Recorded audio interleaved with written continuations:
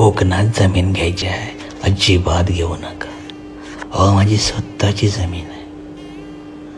वर्षातून 3-4 वेळा मला राखण देऊची लागता, कोंबडो देवचो लागता.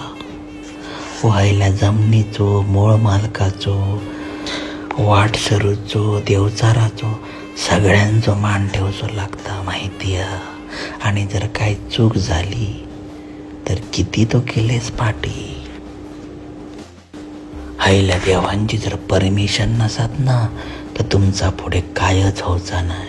अरे किती जणांची कुळा नष्ट झाली, काही जणांका पोरात झाली नाही, काही जण वर्षाच्या आत मेले, माहिती आहे.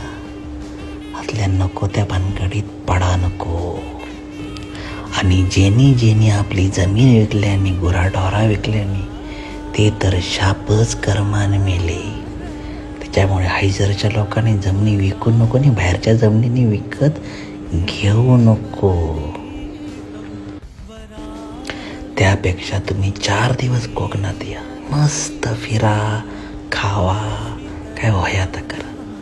4 दिवस पाहुणे म्हणून या, पण हाय कायमस्वरूपी राहावाचं मात्र विचार करू नको. कारण तो भक्त